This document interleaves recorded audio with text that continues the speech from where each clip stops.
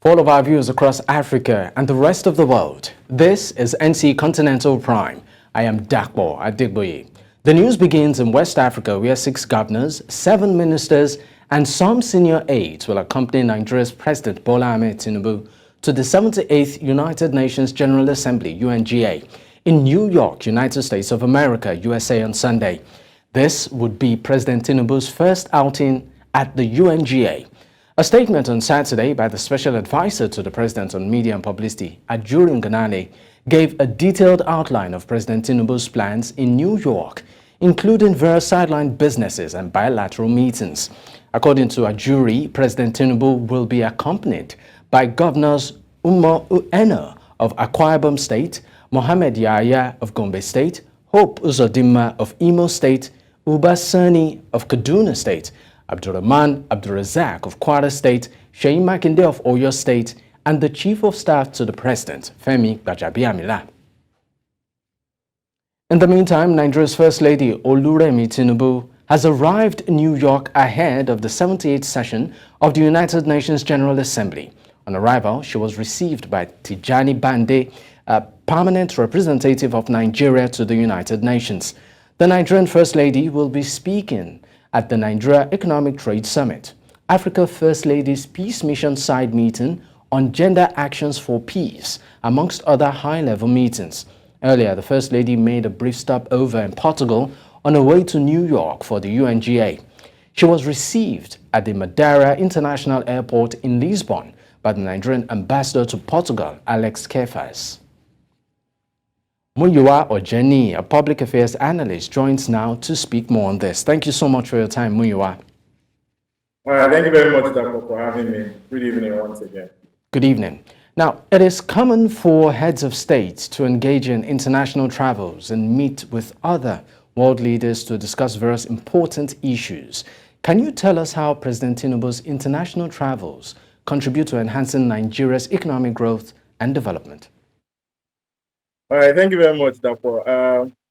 We have to see the trip as one of a business trip or international business trip that it's actually very necessary for head of government to actually attend because what it seeks to, what the aim of that such trips is actually for trade openness, trade negotiations, balance of trade, and also facilitation of imports as a way to grow our economy. So we have to look at the trip in such from such angle where such trips are strictly business oriented and not a jamboree sort of. So I think if we're able to focus on that trip as such, we would see that it tends to achieve more of a trade openness in such a way that if you look at the composition, especially for the ministers who are attending, you will see that they are key drivers of the thematic areas that the president would like to actually boost the economy. So for me, I think the composition or the aim of the trip is actually well on point, especially at this time of our dear nation. All right, what specific economic and diplomatic goals do you believe the president aims to achieve through his engagements with other, heads of state during the United Nations General Assembly? Okay, yeah, and one more thing that we cannot actually take away from this General Assembly is that it gives different head of states the opportunity to actually come together under one roof for global cooperation and solidarity. So if you're looking at it from the diplomatic angle, we would see that, yes, as the president is actually on that trip with his delegation, we're able to actually achieve more on climate because it's even part of the thematic areas of this particular 78th assembly. So we're looking at diplomatic actions or probably affirmative actions on climate. We're also looking at the sustainable development goals where the Council of Foreign Affairs Relation is saying that we have just done 12% towards the 2030 agenda. So we're looking towards a more affirmative action in the sustainable development goals. Also, we're looking at the issue of global solidarity and cooperation. We have seen situations whereby some countries are actually termed third world countries. So, but with this kind of assembly, we're able to actually portray a better situation, a better capacity as a country to other counterparts from other nations. So I think those are the things we are looking at diplomatically that will achieve.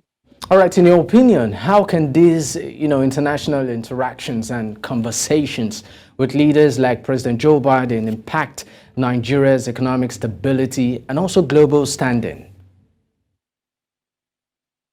Oh, okay, yes. I think that's a bit of more of a very deep diplomatic conversation. We are looking at situations whereby this is the first time our president will be meeting the global leader, that's President Joe Biden, and that would actually give him more opportunity, devoid of the necessary protocols, where they will be able to discuss extensively Africa's deep cooperation and how United States and can come with more development towards Africa. I mean, the U.S. strategy towards sub-Saharan Africa.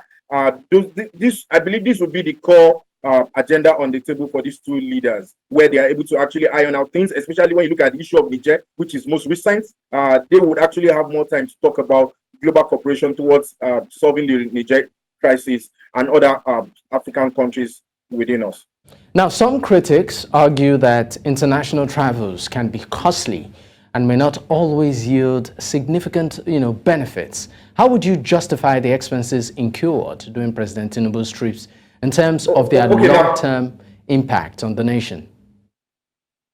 Okay, all right, Dapo. Thank you very much for that. If you look at the composition, I said it earlier, if you look at the composition of that trip, I think the only exception is where we have the large number of governors. The governors, I think we don't really need that large number of governors accompanying the president on that trip. Maybe a representative of the governors forum is enough. But for the ministers, if you look at the portfolios they carry, it's very key to the thematic areas of this year's UN General Assembly, where you have the minister of the coordinating minister of the economy, and we also have these are the key areas the president will actually be participating in. That's the finance for development, the SDGs. We have the humanitarian affairs ministers. We have the defense minister, where we'll be talking about security in the global scale. So if you look at the composition of the ministers that are going with the president, it's very perfect. But for the governors, I think, in my own opinion, the composition of the governor is actually too many. Maybe just a representative will have been better, and that would have saved us more cost on the long run. All right. Thank you so much for your time, Muyiwa. Thank you very much. Thanks for having me once again. All right.